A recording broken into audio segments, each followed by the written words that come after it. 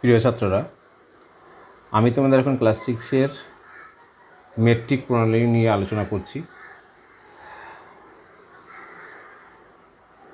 প্রথমে আমাদের জানতে হবে, আগে দেখো ক্লাস 6 মেট্রিক প্রণালী।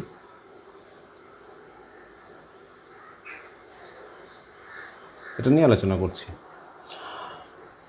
তো এই চ্যাপ্টারটা আমাদের সরকারি বইতে যেমন আছে ঠিক একই রকমভাবে আমাদের কেসিনাগেও আছে ক্লাস 6-এ। তো আমি প্রথমে মেট্রিক পদ্ধতি কী, কোথা থেকে এসছে, পুরো বিষয়টি নিয়ে আলোচনা করছি। আলোচনা করার পরে আমি তোমাদের কেসিনাগ থেকে কিছু অঙ্ক করিয়ে দিচ্ছি।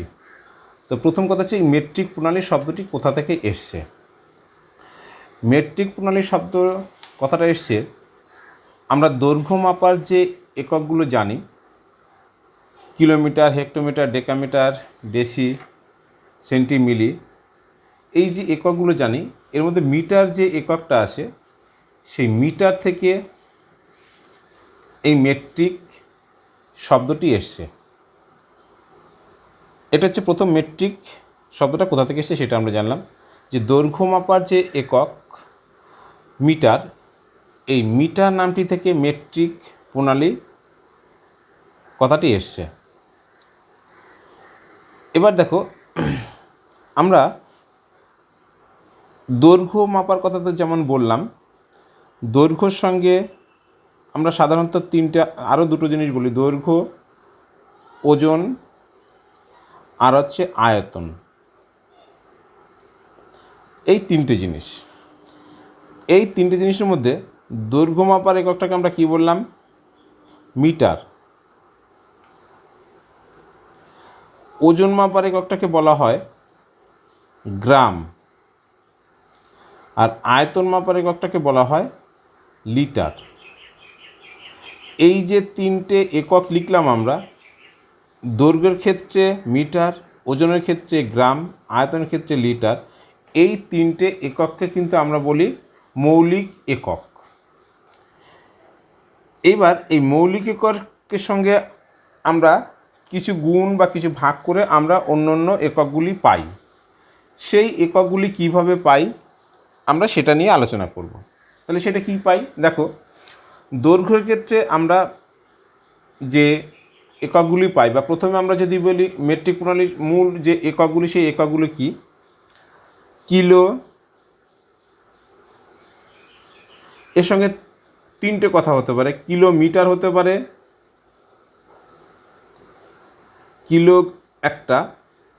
কিলোগ্রাম হতে পারে,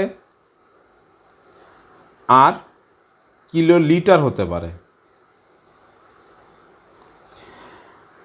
কিলোমিটার যখন হচ্ছে তখন দৈর্ঘ্যের একক, কিলোগ্রাম যখন হচ্ছে তখন ওজনের একক, কিলোলিটার যখন হচ্ছে তখন আয়তনের একক। কিলোর পরে আসে হচ্ছে হেক্টো। এখানেও ঠিক একই কথা, তিনটে, মিটার, গ্রাম, আর একটা হচ্ছে লিটার। কিলো, হেক্টর পরে হচ্ছে ডেকা, এখানেও তিনটে, আমি আর লিখছি না, মিটার অবলিক গ্রাম অবলিক লিটার। কিলো, হেক্টর, ডেকা, তারপর হচ্ছে গ্রাম। এই গ্রামের ক্ষেত্রে তখন কি চলে আসবে? তিনটে আরও, গ্রাম, প্রথমটাতে আমরা মিটার বলছি, কিলোমিটার, হেক্টোমিটার, ডেকা মিটার, তারপর হচ্ছে মিটার। দৈর্ঘ্যের ক্ষেত্রে মিটার, ওজনের ক্ষেত্রে গ্রাম, আর আয়তনের ক্ষেত্রে লিটার। কিলো, হেক্টর, ডেকা, মিটার, তারপর হচ্ছে ডেসি। এটারও তিনটে, আমি আর লিখছি না, মিটার, তারপর হচ্ছে গ্রাম, তারপর হচ্ছে লিটার। তারপর সেন্টি, এটার ক্ষেত্রেও তিনটে, সেন্টিমিটার হতে পারে, আর একটা গ্রাম হতে পারে, আর একটা হচ্ছে লিটার হতে পারে, তিনটে। তাহলে কি বললাম, মিটার, ডেসি, সেন্টি, আর একটা হচ্ছে মিলি। এটারও তিনটে, মিলির পরে মিটার, মিলিমিটার, মিলিগ্রাম আর মিলি লিটার। এই হচ্ছে আমাদের মেট্রিক পদ্ধতিতে মূল যে এককগুলি সেইটা। তার মধ্যে আমরা বললাম কি, এই যে মিটার, যেটা মিটার বা গ্রাম বা লিটার, এইটাকে বলা হয় মৌলিক একক। এই কিলোমিটার, গ্রাম, লিটারের পরেও কিন্তু আরও একক রয়েছে, ওজন রয়েছে, ওজনের ক্ষেত্রে বলো, মিটারের ক্ষেত্রে বলো, লিটারের ক্ষেত্রে বলো, যাই বলো না কেন, আরও এর থেকে বড় একক রয়েছে। কি রয়েছে? এর বাঁ পাশে রয়েছে মিরিয়া, মিরিয়া। এর বাঁ পাশে রয়েছে টন, তার বাঁ পাশে কুইন্টাল, তার বাঁ পাশে রয়েছে টন, বা এটাকে আমরা মেট্রিক টনও বলি।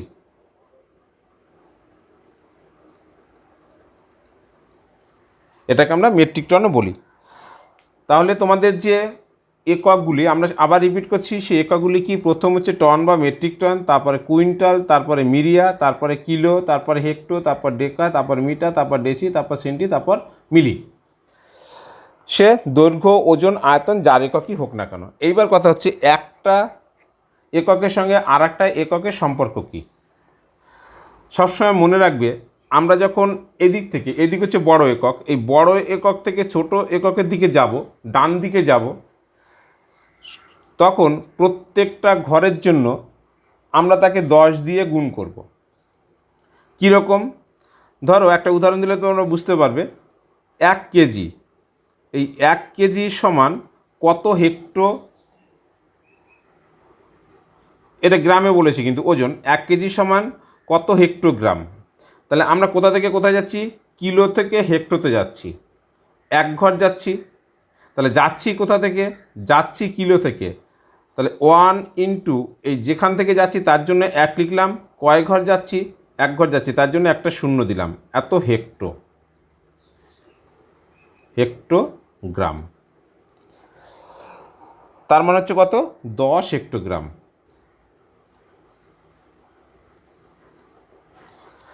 যদি আমরা কিলো থেকে ডেকাতে যেতাম তাহলে কি করতাম? তাহলে 1 কেজি কিলোগ্রাম সমান 1, এই 1 মানে এই 1 কেজিটাকে 1 লিখছি, সেখান থেকে যাচ্ছি কোথায়? ডেকাতে। কোথা থেকে যাচ্ছি? কিলো থেকে। তাহলে কিলোর জন্য 1 লিখলাম, কয় ঘর যাচ্ছি? হেক্টো ডেকা, 2 ঘর যাচ্ছি। তার মানে 1-এর পরে কটা শূন্য হবে? 2টো শূন্য হবে। এটা হচ্ছে ডেকা। ডেকা গ্রাম সমান কত হচ্ছে? 100 ডেকাগ্রাম।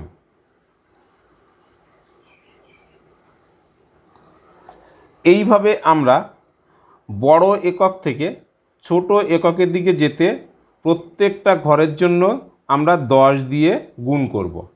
এটা মাথায় রাখবে। আবার রিপিট করছি, এখানে 10 দিলাম, এখানে 100 দিলাম কেন? কিলো থেকে ডেকাতে যাচ্ছি, তার মানে কয় ঘর যাচ্ছি? 2 ঘর যাচ্ছি। সেই জন্য এখানে 1-এর পরে কিলোর জন্য 1, 1-এর পরে 2টো শূন্য দিয়ে গুণ করেছি। ঠিক একই রকমভাবে আগেরটা 1 কিলোগ্রাম থেকে হেক্টোগ্রামে গেছি, সেই কারণে কিলোর 1 লিখলাম, ইন্টু কিলোগ্রাম, তার মানে সেই কিলোর জন্য 1, আর 1 ঘর যাচ্ছি তার জন্য একটা শূন্য। এই হেক্টোগ্রাম সমান 10 হেক্টোগ্রাম। এইভাবে আমরা উপর দিক থেকে নিচের দিকে যেতে পারি বা যাই, এটা হচ্ছে নিয়ম। এবার উল্টোটা, যদি আমরা ছোট একক থেকে বড় এককের দিকে আসি তাহলে কি করব? ডান দিক থেকে বাঁ দিকে আসি, সেক্ষেত্রে আমরা কি করব? এক্ষেত্রেও সেই একই কথা, প্রতি ঘরের জন্য আমরা 10 দিয়ে ভাগ করব। এখানে যেমন গুণ করেছি, আমরা এদিকে কি করব? ভাগ করব। মনে করো আমরা 5 মিলিমিটার আছে বা 5 মিলিগ্রাম আছে, 5 একদম শেষেরটা ধরলাম, 5 মিলিগ্রাম ওজনটাই ধরছি। 5 মিলিগ্রাম তোমাকে জানতে চেয়েছে কত গ্রাম। 5 মিলিগ্রাম সমান কত গ্রাম? তার মানে আমার 5 তো রয়েছে, 5কে কত দিয়ে ভাগ করব? মিলি থেকে আসছি, তার জন্য 1 দিলাম। মিলি থেকে কয় ঘর আসছি? মিলির পরে মিলির আগে সেন্টি, সেন্টির আগে ডেসি, ডেসির আগে মিটার, তার মানে 3 ঘর। মিলি থেকে সেন্টি এক ঘর, সেন্টি থেকে ডেসি এক ঘর, ডেসি থেকে মিটার এক ঘর, 3 ঘর। তার মানে একের পরে 3টে শূন্য দিয়ে আমরা ভাগ করলে যেটা হবে সেটা হচ্ছে এত গ্রাম। তাহলে এটা সমান কত হবে? 5/3টে শূন্য, এত গ্রাম। এই যে আমরা একটা জিনিস খেয়াল রাখবে আবার, যে একের পরে যতগুলো শূন্য দিয়ে আমরা গুণ করি বা ভাগ করি, এই গুণ বা ভাগ করার একটা সহজ নিয়ম আছে। কি নিয়ম আছে? এখানে কটা তোমার একের পরে কটা শূন্য আছে? একের পরে 3টে শূন্য আছে। তাহলে যে সংখ্যাটা আছে সেই সংখ্যাটার 3 ঘর আগে দশমিক বসবে। তাহলে ভাগ করলে সমান, তাহলে কী লিখবো আমরা? 0.3 ঘরের জন্য এক ঘর তো পাস রয়েছে, আর কয় ঘর দরকার আমার? 2 ঘর দরকার, সেই জন্য 2টো শূন্য দিলাম এবং এখানে 5 লিখে এটাকে গ্রাম লিখলাম। এইভাবে আমরা নিচ থেকে অর্থাৎ ছোট একক থেকে বড় এককের দিকে আসার সময় সেই সংখ্যাটাকে প্রত্যেকটা ঘরের জন্য 10 দিয়ে ভাগ করি। যেমন ধরো আরেকটা উদাহরণ দিই তোমাদের, কোনটা বলবা বলো? যে কোনো একটা আমরা ধরে নিচ্ছি। ধরো কথার কথা আছে 25 মিটার। এত মিটার সমান কত হেক্টোমিটার? কত হেক্টোমিটার এটা বের করতে বলছে। তাহলে 25 মিটার সমান কি লিখব? 25 মিটার সমান 25 ভাগ, কোথা থেকে আসছি? মিটার থেকে আসছি। কোথায় আসছি? হেক্টোতে আসছি। তাহলে মিটার থেকে ডেকা এক ঘর, ডেকা থেকে হেক্টো এক ঘর, তাহলে 2 ঘর। তার মানে 100 দিয়ে ভাগ হবে, এত হেক্টো মিটার। এটাকে আমরা লিখতে পারি 25/100। তাহলে 25/100 মানে কত হবে? এখানে একের পরে কটা শূন্য আছে? একের পরে 2টো শূন্য আছে, তার মানে 2 ঘর আগে দশমিক বসবে, হেক্টোমিটার সমান। তাহলে আমরা কত লিখতে পারি? আমরা লিখতে পারি 0. এখানে 2 ঘরই আছে, সেই জন্য আমার এখানে আর শূন্য দেওয়ার দশমিকের পরে শূন্য দেওয়ার দরকার নেই। 25 হেক্টোমিটার। এই হচ্ছে তোমার মেট্রিক প্রণালীর যে এককগুলি রয়েছে, সেই এককগুলির মধ্যে বিভিন্ন সম্পর্ক, যে একটা একক থেকে আর একটা এককে যেতে গেলে আমি কিভাবে যাব। সেটা বড় একক থেকে ছোট একক হতে পারে, ছোট একক থেকে বড় একক হতে পারে। এইবার তোমাদের একটা জিনিস আমি বলে রাখি, যদিও তোমাদের 6-এ এই জিনিসটা নেই, এটা তো আমরা নর্মাল একটা এককে বললাম। যদি এরকম থাকতো, ধরো 1 বর্গমিটার সমান কত সেন্টিমিটার, অর্থাৎ আমরা বড় একক থেকে ছোট এককে যাচ্ছি। কত বর্গ সেন্টিমিটার। একটা বড় একক থেকে আমরা কোথায় যাচ্ছি? মিটারটা বড় আছে, সেন্টিটা ছোট আছে, তাই বড় একক থেকে ছোট এককে যাচ্ছি। তাহলে বড় একক থেকে ছোট এককে যেতে গেলে কী করতে হবে? যে আলোচনাতে তোমাদের দেখিয়েছিলাম, যেতে গেলে এখানে 10 দিয়ে গুণ করতে হবে, আর এদিকে আসতে গেলে কী করতে হবে? 10 দিয়ে ভাগ করতে হবে। এই যে এখানটায় দেখো, এদিকে আসতে গেলে 10 দিয়ে ভাগ করতে হবে, আর এদিকে নিচের দিকে যেতে গেলে 10 দিয়ে গুণ করতে হবে।